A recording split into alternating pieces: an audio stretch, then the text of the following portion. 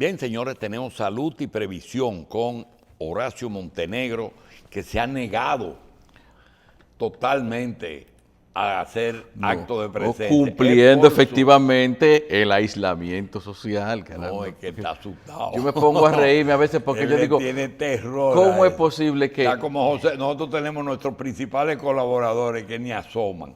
William, José Cuello Y Montenegro, sí. Aquí el único que viene y se arriesga es Félix, pero porque le dio. Bien. Señores, tenemos al doctor Domingo Martínez.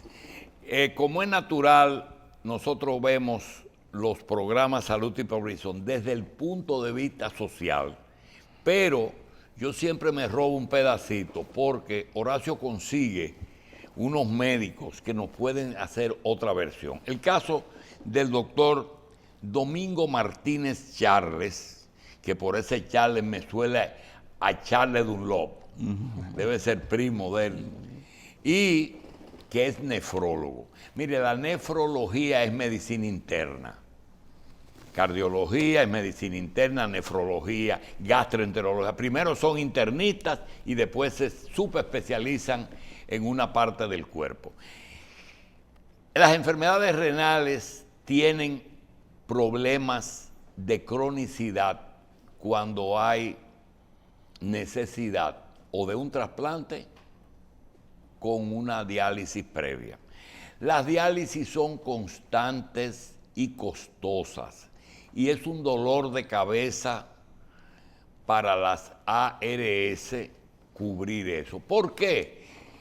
Voy a aprovechar al doctor que trabaja en Rodríguez Santos y en San Pedro y pedirle que desarrolle este tema. Doctor, un paciente que tenga insuficiencia renal, es decir, que sus riñones en su unidad principal, que es el glomérulo, no esté en condiciones de filtrar la sangre en la medida en que ese cuerpo necesita de limpiar o depurar sustancias tóxicas y haya necesidad de ponerlo en diálisis, es decir, filtrar la sangre a través de una máquina.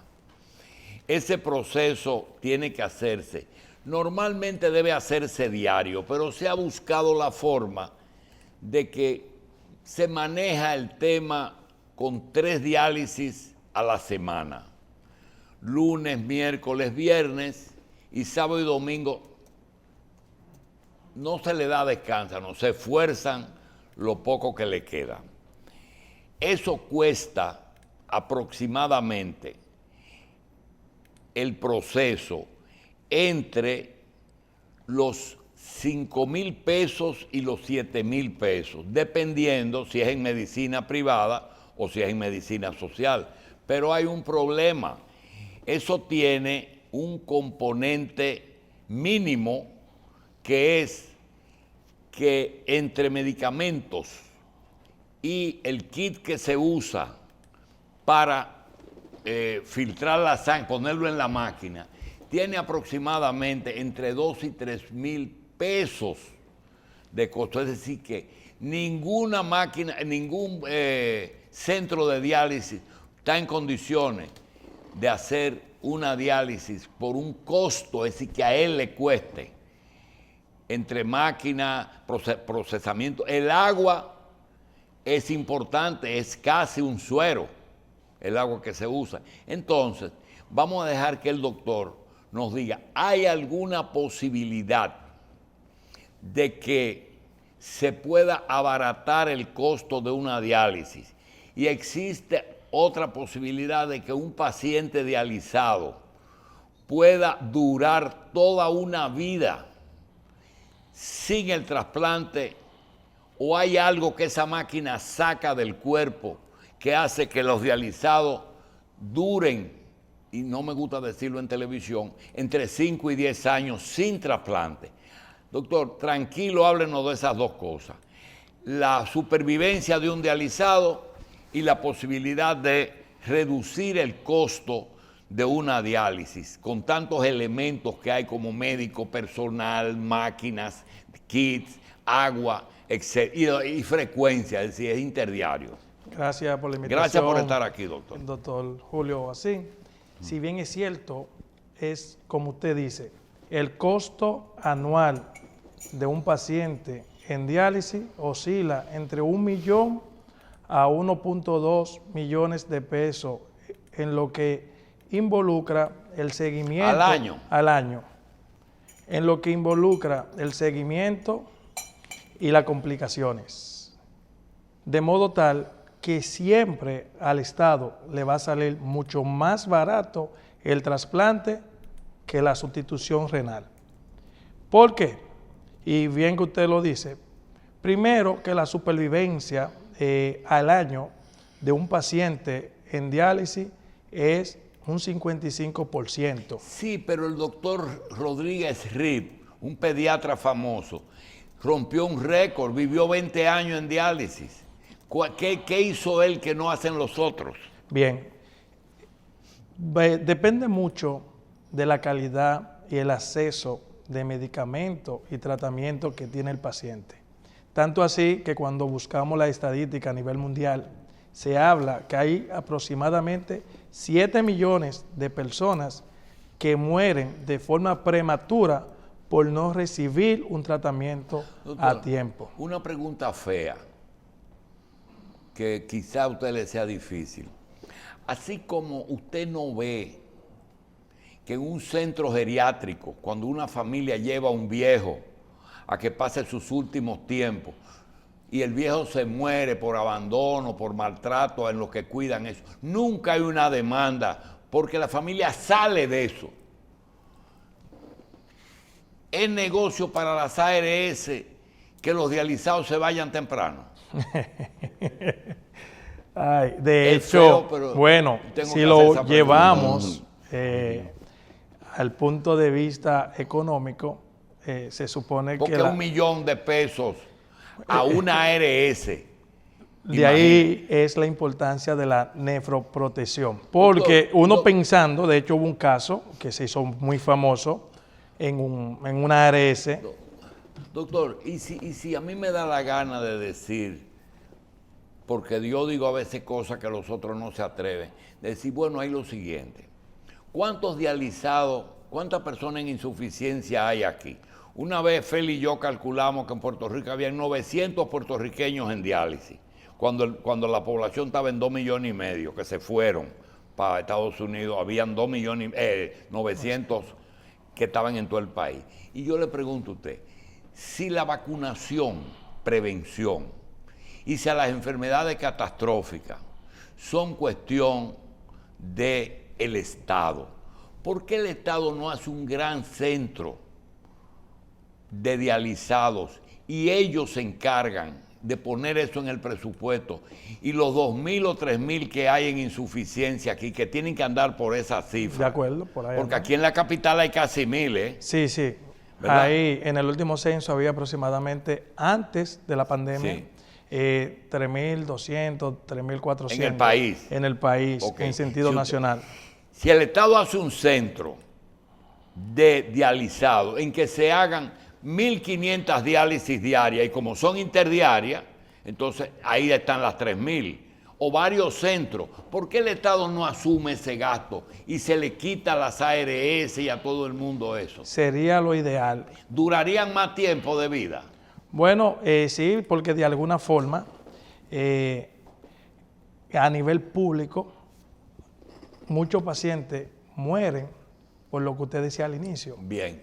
Porque le faltan el tratamiento. Cuando un paciente está en diálisis, automáticamente deja de trabajar. Usted dijo, doctor, 2 veces los medicamentos. Fuera del kit que se usa en la máquina, ¿qué medicamentos se le suministran al dializado que cuestan? Bien, la eritroproyectina. La Eritroproyectina, una hormona encargada lo ayuda a producir los glóbulos rojos. rojos. Correcto, para evitar la anemia. Porque el paciente que está en hemodiálisis ha perdido la función. Tiene la función, Tiene la pérdida de la función. Pero en el riñón no es que se produce eso, es en la médula ósea. No, profesor. A nivel del riñón, de las células peritubulares, se produce esa hormona que se llama la eritroproyectina. Ah, ya. Claro está, como se pierde la función se deja de producir. ¿Y qué otra cosa se le suministra? Se le suministra hierro, se le suministra, acuérdese que las dos causas, aquí en el país, los pacientes en diálisis, en un 70% tienen hipertensión y diabetes. Ok, la otra pregunta es, ¿eso es lo que se le suministra porque se estableció que el glomo se pierde la capacidad de producirla? La otra pregunta es, yo tengo la idea, y eso no lo he leído, Sí.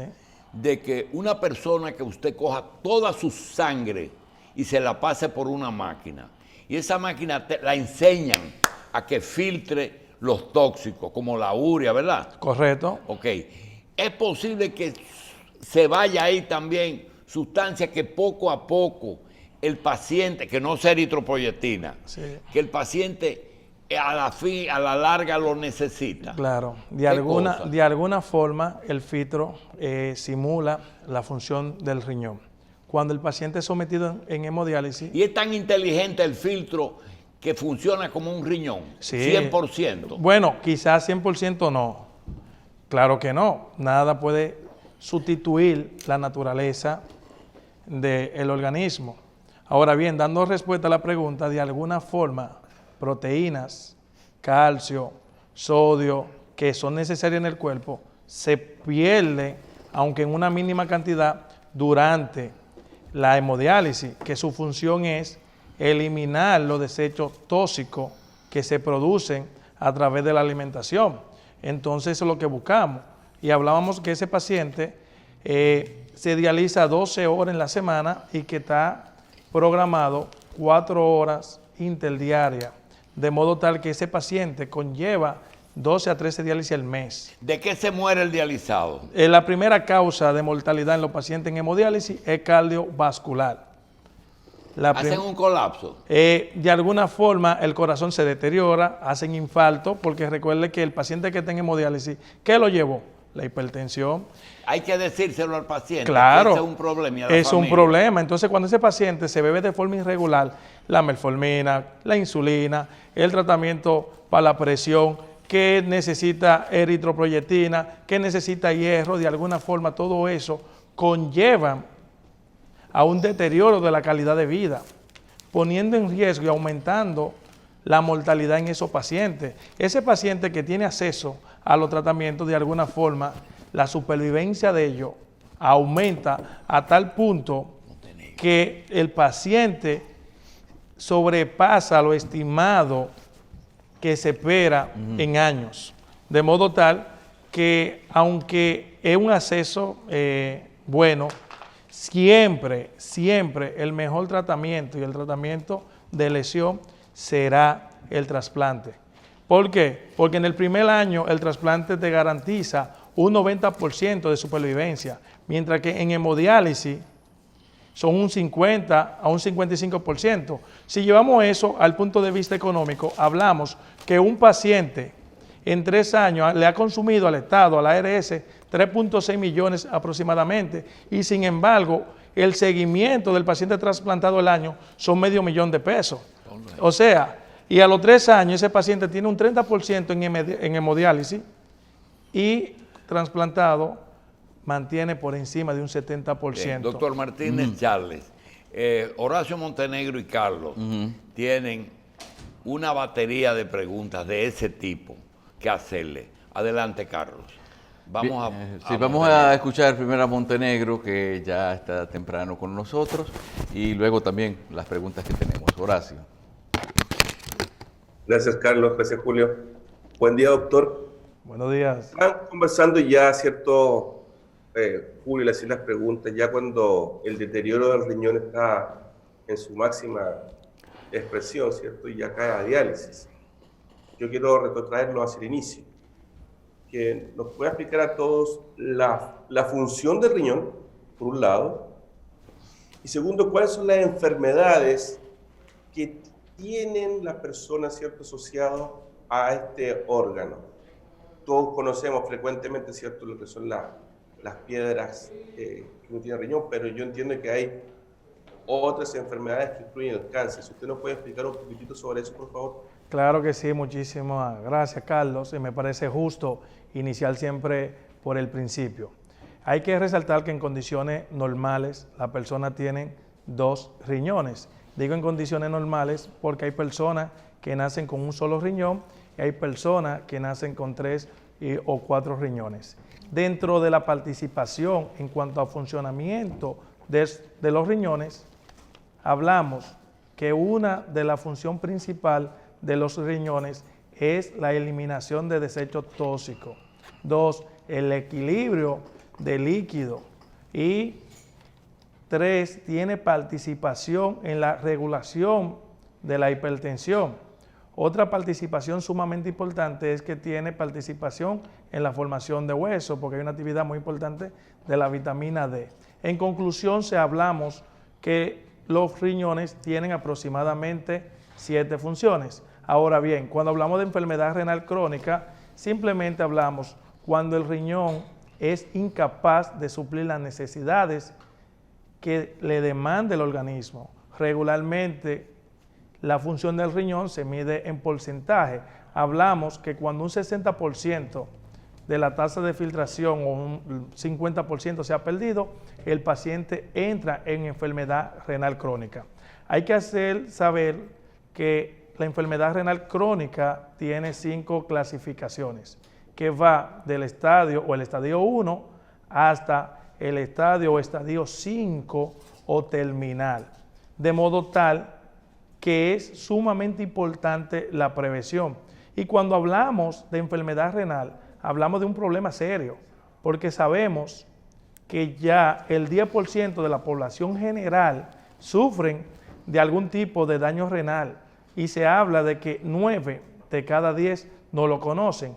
Si llevamos esos números y lo llevamos a República Dominicana y cogemos el censo, si mal no recuerdo, de 12 millones de dominicanos, eso se traduce que 1.2 millones de dominicanos tenemos algún tipo de daño renal y no lo sabemos. Y entonces, de ahí es la importancia de siempre concientizar sobre esta enfermedad que es catastrófico. Dentro de las causas, como bien decía Carlos, está la litiasis, pudiera un cáncer, pero las más frecuentes son la diabetes. A nivel mundial, hablamos que el 50% de los pacientes que están recibiendo hemodiálisis, la responsable número 1 es el azúcar. Y como causa número 2 es la hipertensión. Ahora bien, hay una causa genética que es la poliquitosis renal. De ahí es la importancia de prevenir. ¿Por qué? El riñón tiene la capacidad que a medida que va perdiendo la función, pues lo hace de forma gradual. Las nefronas son capaces de suplir, de compensar esa deficiencia. ¿Es que se traduce esto? Esto se traduce en que el paciente cuando viene a presentar algún síntoma se ha perdido más del 90% de la función renal. Por eso que se le conoce como una enfermedad silente, que casi siempre cuando se hace el diagnóstico hay que llevar al paciente a diálisis. Ahora bien, ¿cuál es la función de nosotros los nefrólogos? Concientizar, hablar, porque hablábamos con Julio que sale 1.200.000, un barril sin fondo. Sí. Es un barril sin fondo. El Estado, por más que quiera hacer, siempre va a haber una deficiencia. Sin embargo, se ha demostrado que un programa serio de nefroprotección que funcione evita un 50% de que los pacientes lleguen a desarrollar la enfermedad renal crónica, porque se conoce que tanto la presión alta, la hipertensión como la diabetes son factores de progresión. Lo que pasa es que el tema medicamento es un tema en este país. No todo el mundo puede dar 4,000 pesos por un medicamento de calidad. No todo el mundo puede comprar una insulina buena. Entonces, si no controlamos desde el Estado esas enfermedades, obviamente va a avanzar. Y lo importante de esto, ¿qué es? Bueno, no es lo mismo que yo te tenga un paciente fuera de diálisis 5 años a que entre 5 años antes. Bueno, esa poliquistosis que usted dice que es congénita, eso, no hay una forma de, detectándola a tiempo, poder evitar el daño renal prematuramente o evitar que llegue a la diálisis.